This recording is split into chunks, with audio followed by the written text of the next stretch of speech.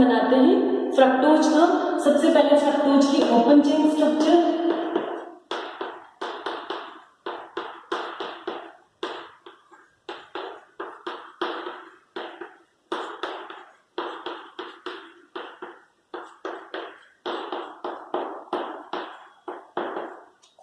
ये है D fructose. अब जो डी फ्रक्टोज है वो 5 मेंबर्ड साइक्लिक स्ट्रक्चर में भी एग्जिस्ट करता है और 6 मेंबर्ड साइक्लिक स्ट्रक्चर में भी एग्जिस्ट करता है। तो पहले देखो कब 5 मेंबर्ड साइक्लिक स्ट्रक्चर बनेगी और कब 6 मेंबर्ड साइक्लिक स्ट्रक्चर बनेगी। जब कीटोनिक ग्रुप है यानी कार्बन नंबर 2 है, 3, 4, 5 और 6, तो कार्बन नंबर 2 है वो कार्बन नंबर 5 के साथ में जब इंटरेक्शन करेगा तब यहाँ पे 5 मेंबर्ड साइक्लिक स्ट्रक्चर बनेगी। और जब कार्बन 2 है वो कार्बन 6 के साथ में इंटरेक्शन करेगा, OH के साथ इंटरेक्शन करेगा, तब 6 मेंबर्ड साइक्लिक स्ट्रक्चर बनेगी। अब देखो यहाँ पे भी बॉन्ड के इलेक्ट्रॉन इधर शिफ्ट हो गए, यहाँ पे इधर शिफ्ट हो गए, तो ऑक्सीजन के इलेक्ट्रॉन है वो यहाँ पे ले लेंगे। अब यहाँ पे देखो नया एसिमेट्रिक कार्बन बन गया। इसमें एक तो होगा OH ग्रुप और दूसरा कौन सा ग्रुप जुड़ा हुआ है यहाँ पे CH2OH। तो यहाँ पे भी OH है, तो OH की पोजीशन के अकॉर्डिंग ये भी अल्फा डी फ्रक्टोज और बीटा डी फ्रक्टोज के रूप में अपन डिस्टिंग्विश कर सकते हैं। तो यहाँ देखो COH ये कार्बन नंबर 2 को किया अपन, ये OH आ गया और इस साइड में यहाँ पे CH2OH। फिर कार्बन नंबर ये 1 है और ये 2 है। फिर कार्बन नंबर 3 पे H OH C OH H C H, यहाँ हाइड्रोजन है, ये ऑक्सीजन यहाँ से ये बॉन्ड बना लेगा और नीचे क्या आ जाएगा यहाँ पे CH2OH। ठीक है, ये यहाँ पे कौन सा हो जाएगा अल्फा डी फ्रक्टोज, क्योंकि OH ग्रुप है वो राइट साइड में।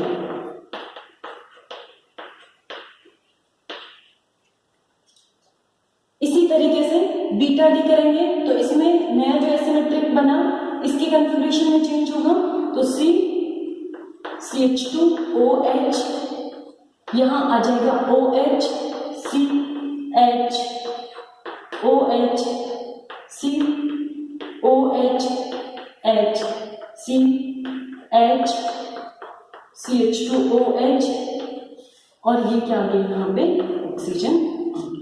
ठीक है, अब उसी तरीके से फिशर प्रोजेक्शन फॉर्मूले में जिस तरीके से ग्लूकोज में चेंज किया उसी तरीके से चेंज करेंगे। फर्स्ट चेंज क्या करेंगे अपन H और CH2OH का चेंज करेंगे, यानी हाइड्रोजन है नीचे आ जाएगा और CH2OH है वो यहाँ चला जाएगा।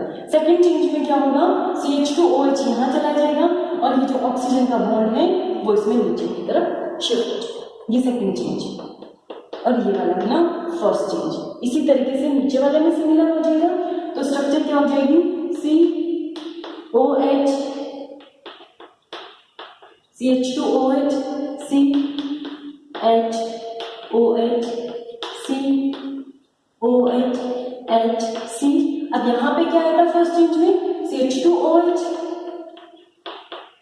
नीचे की तरफ ये बॉन्ड आया था ऑक्सीजन वाला और इस साइड में आ गया था अपने हाइड्रोजन। इसी तरीके से इसमें कर देंगे, बस चेंज इतना ही है कि इसमें OH है वो लेफ्ट में रहेगा।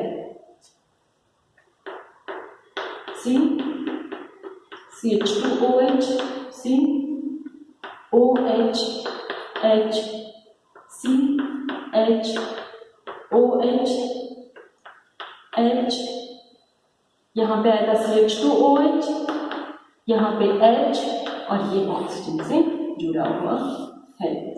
ठीक है, अब ये कौन सी स्ट्रक्चर है 5 मेंबर साइक्लिक स्ट्रक्चर है। यहाँ पे अब 5 मेंबर साइक्लिक स्ट्रक्चर है तो इसका हैवर्ट प्रोजेक्शन फॉर्मूला, ऑक्सीजन है वो ऊपर की तरफ रहना चाहिए, इसी तरीके से इसमें बना लेंगे।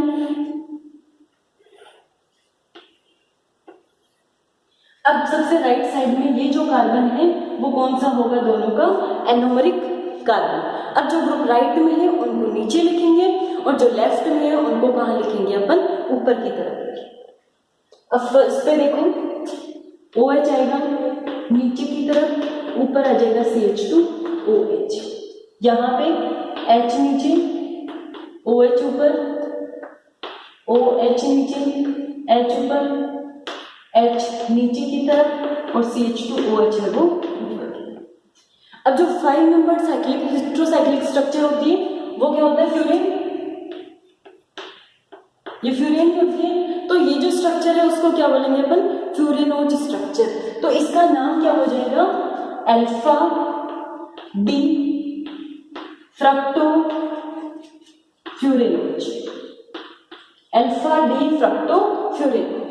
इसमें भी सिर्फ कार्बन 1 पे चेंज है, यानी एनोमरिक कार्बन पे चेंज है और पूरा कन्फिग्रेशन है वो एज इट इज होगा इसमें। तो नीचे आ जाएगा यहाँ CH2OH, OH ऊपर आ जाएगा, H OH OH H H और ये CH2OH, ठीक है। अब यहाँ पे इसका नाम क्या हो जाएगा, बीटा डी फ्रक्टो फ्यूरेनोज। बीटा तो इसका कन्फिग्रेशन है यहाँ पे, फ्रक्टोज का है, लेकिन फ्रक्टोज की कौन सी साइक्लिक स्ट्रक्चर है, 5 मेंबर्ड है, तो उसको क्या बोलेंगे अपन, फ्यूरेनोज स्ट्रक्चर। तो ये क्या हो जाएगा, बीटा डी फ्रक्टो फ्यूरेनोज। तो ये जो स्ट्रक्चर्स है वो आपको अच्छे से आने चाहिए, क्योंकि ये स्ट्रक्चर कहाँ काम में आएंगे, जब आप डाइसैकेराइड्स की स्ट्रक्चर बनाओगे, ठीक है। तो ये डाइसैकेराइड की स्ट्रक्चर में काम में आएंगे। जो फ्रक्टोज है वो डाइसैकेराइड्स में एज ए फ्यूरेनोज फॉर्म में एग्जिस्ट करता है। तो फ्रक्टोज की फ्यूरेनोज स्ट्रक्चर कहाँ बनाएंगे अपन, जहां डाइसैकेराइड्स में इसकी स्ट्रक्चर काम में आएगी। और फ्रक्टोज है वो 6 मेंबर्ड स्ट्रक्चर में कहाँ एग्जिस्ट करता है, मोनोसैकेराइड, यानी फ्रक्टोज अकेला है तब वो पायरेनोज फॉर्म में एग्जिस्ट करेगा और डाइसैकेराइड्स में वो फ्यूरेनोज फॉर्म में एग्जिस्ट करता है। तो ये अपन ने फ्रक्टोज की कौन सी स्ट्रक्चर बनाई, अल्फा डी फ्रक्टो फ्यूरेनोज और दूसरी आगे बीटा डी फ्रक्टो फ्यूरेनोज। ये 5 मेंबर्ड साइक्लिक स्ट्रक्चर है। 5 मेंबर्ड साइक्लिक स्ट्रक्चर कब बनेंगे यहाँ पे, कि जो कीटोनिक ग्रुप है कार्बन 2 पे है, कीटोनिक ग्रुप का इंटरेक्शन किसके साथ में होगा, कार्बन 5 के OH के साथ में, जब इसकी इंट्रामॉलिक्यूलर न्यूक्लियोफिलिक एडिशन रिएक्शन होगी तब, ठीक है। तो ये अपनी 5 मेंबर्ड साइक्लिक स्ट्रक्चर होगी। अब अपन बनाएंगे फ्रक्टोज की 6 मेंबर्ड साइक्लिक स्ट्रक्चर, और अपन ग्लूकोज में भी पढ़ चुके हैं 6 मेंबर्ड साइक्लिक स्ट्रक्चर को अपन क्या बोलते हैं, पायरेनोज स्ट्रक्चर।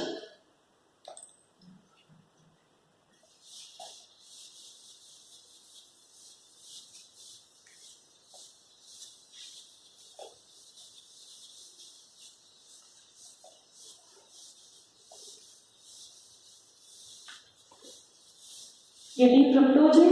अब यहाँ पे कार्बन 5 का OH इंटरेक्शन नहीं करेगा, यहाँ पे कौन सा इंटरेक्शन करेगा, कार्बन 6 का OH, ठीक है। कार्बन 6 का OH इंटरेक्शन करेगा, उसी तरीके से एसिमेट्रिक कार्बन बनेगा, इसमें OH ग्रुप बन जाएगा। यहाँ पे OH राइट साइड में है तो अल्फा फॉर्म होगी, और OH अगर लेफ्ट में होगा वो कौन सी फॉर्म हो जाएगी, बीटा फॉर्म हो जाएगी यहाँ पे। तो COH CH2OH, ये नया एसिमेट्रिक कार्बन है। फिर CHOH COH HCOH, फिर यहाँ पे दोनों हाइड्रोजन है तो H आ जाएंगे, और फिर यहाँ पे क्या आ जाएगा, ऑक्सीजन। ये हो जाएगा अल्फा डी फ्रक्टोज। कौन सी स्ट्रक्चर है ये, 6 मेंबर्ड साइक्लिक स्ट्रक्चर, जहां पे 5 कार्बन है और 1 ऑक्सीजन है। अब यहाँ देखो फिशर प्रोजेक्शन फॉर्मूले में चेंज करने से कोई फायदा नहीं, क्योंकि दोनों यहाँ पे हाइड्रोजन, तो ऑक्सीजन को अपन यहाँ अटैच कर देंगे और दोनों साइड में क्या आ जाएगा, यहाँ पे हाइड्रोजन हाइड्रोजन आ जाएगा। इसी तरीके से बीटा की स्ट्रक्चर बनाएंगे, तो बीटा में सिर्फ एनोमरिक कार्बन का कन्फिग्रेशन चेंज होगा, CH2OH राइट में आएगा और जो OH ग्रुप है वो लेफ्ट में रहेगा।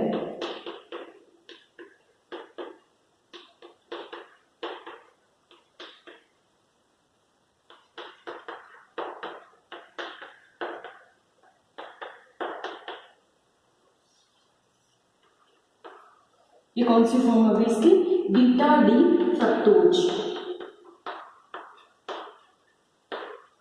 अब इसका बनाएंगे अपन Haworth projection formula. Haworth projection formula में 6 मेंबर, यहाँ पे ऑक्सीजन आएगा, ये कौन सा कार्बन आ गया इसका, एनोमरिक कार्बन।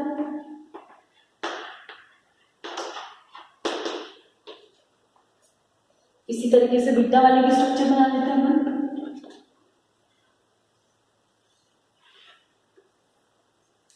इसमें भी ये कार्बन कौन सा हो जाएगा, एनोमरिक कार्बन।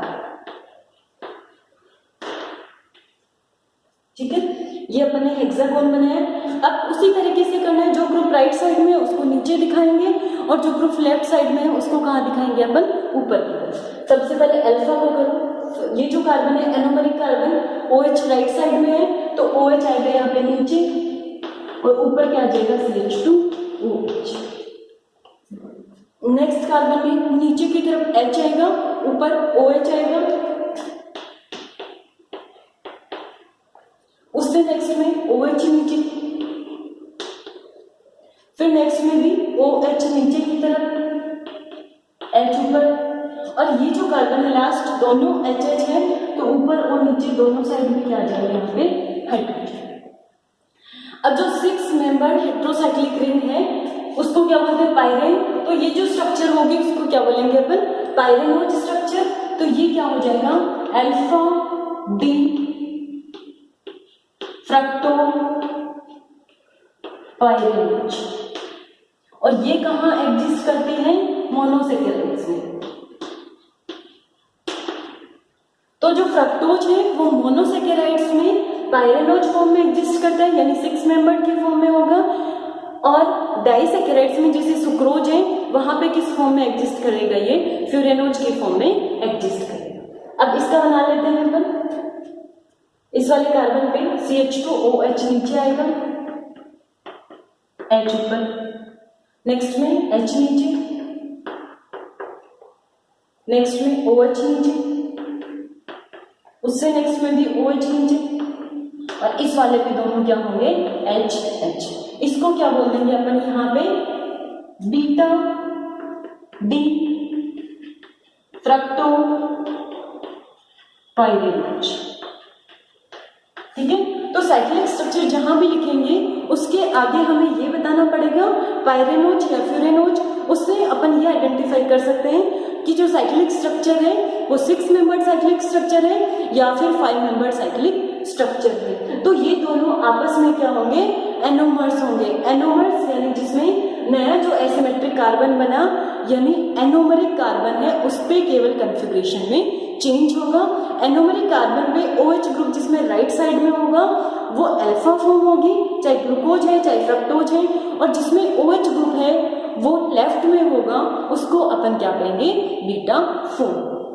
तो ये आज अपन ने ग्लूकोज और जो फ्रक्टोज है उसकी हेवर्ट प्रोजेक्शन फॉर्मूला से ये स्ट्रक्चर्स अपन ने ड्रॉ की है। और ये स्ट्रक्चर्स अच्छे से प्रैक्टिस करना, ये कहाँ काम आएंगी, जब अपन डाइसेकेराइड्स की स्ट्रक्चर है वो ड्रॉ करेंगे। Okay, thank you.